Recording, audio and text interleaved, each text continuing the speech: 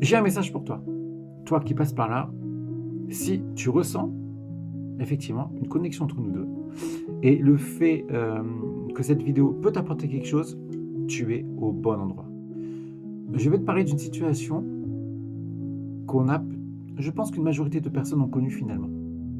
Une situation au sein d'une relation sentimentale. Dans cette relation sentimentale, au début, tout allait très bien. La personne avec qui tu était une personne qui te chérissait, qui prenait soin de toi, qui te faisait comprendre avec ses actes, avec ses mots, que tu étais l'élu de son cœur, la personne avec qui il voulait faire sa vie, ou elle voulait faire sa vie. Tout allait très bien. Tu étais avec la personne idéale pour toi. Tu te sentais femme ou homme. Tu étais en place, a priori. Petites attentions, bouquet de fleurs, restaurant, vacances, des mots d'amour, des promesses, plein de choses qui te mettaient dans une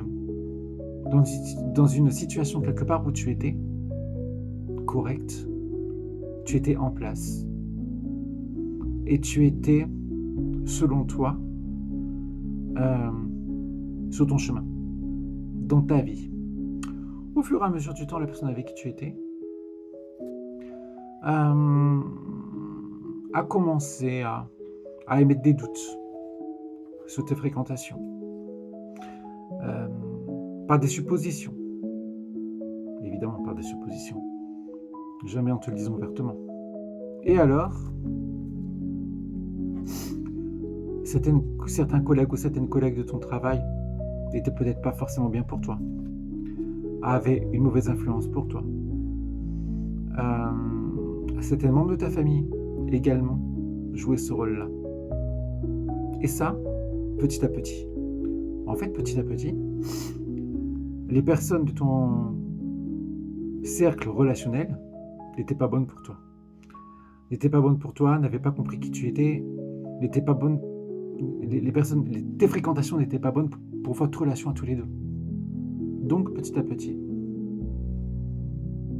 tu t'es retrouvé seul, sans ces relations. Parce que ces relations n'étaient pas bonnes pour toi. Parce que la personne avec qui tu étais à l'époque, qui tu es peut-être, t'aime plus que tout et veut simplement ton bien et veut t'éloigner de ces gens négatifs pour toi. Donc tu as écouté cette personne. Tu t'es éloigné de ces personnes négatives. Véritablement. Tu as peut-être même supprimé leur numéro de téléphone. Tu as fait plein de choses qui font que, à l'heure actuelle, tu es seul. Y compris loin de ta famille parfois. Et oui. Alors parfois, tu as eu des élans de lucidité. Tu t'es dit, c'est pas possible, je peux pas continuer comme ça, il y a quelque chose qui cloche. Je me sens seul. Je me sens plus finalement à ma place. Et puis, la personne avec qui je suis a changé. Il n'y a plus d'axe d'amour. Il n'y a plus de mots d'amour. La personne du début a laissé place à une autre personne, à un autre visage, indirectement. Alors tu t'es révolté. Tu t'es dit non, je peux pas. Il faut que je me sorte de ça. C'est pas possible, je ne veux pas continuer comme ça. Tu as commencé à mettre un ultimatum, 2 ultimatums. Ça n'a pas pris. Jusqu'au moment où tu t'es dit, ok, stop, on va arrêter là. C'est ce stop, on va arrêter là, qui t'a permis de comprendre avec qui tu étais réellement. Parce que dans ces conditions-là, la personne avec qui tu étais, ou avec qui tu es, encore une fois, ça peut être au présent, t'a fait clairement comprendre que sans lui, tu n'étais rien. Que si tu quittais cette personne, tu foutais toute leur vie, toute votre vie en l'air. Que seul, tu n'arriveras à rien. Et en fait, t'as fait culpabiliser. De manière à ce que tu restes avec elle. Pire encore. Cette personne-là, avec la menace que tu lui as fait de partir, est redevenue la première version de lui-même au sein de votre relation. Tu sais, la personne au début qui te disait qu'elle t'aimait, qui avait plein d'actes d'amour, qui te faisait passer comme sa priorité de ses priorités. Tu sais, cette personne-là, elle est revenue finalement. Comme par hasard, elle est revenue. Donc toi, qu'est-ce que tu lui as fait? Tu lui as dit, écoute, ok, pas de problème. Je te laisse une seconde chance.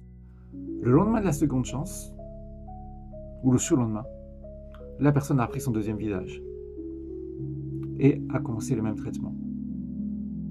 Si tu as été, ou si tu es dans ce cas-là, tu es, à mon sens, certainement avec un pervers ou une perverse narcissique, une manipulatrice ou un manipulateur.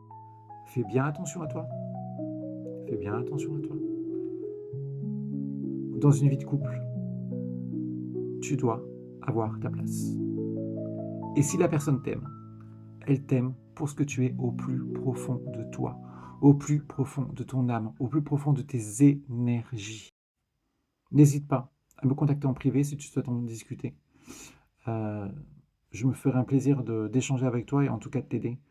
Et si tu es dans ces conditions-là, redeviens-toi, échappe-toi de tout ça et reviens sur ton chemin parce qu'en fait, là, finalement, tu n'es même pas du tout sur ton chemin, tu es sur une voie totalement annexe.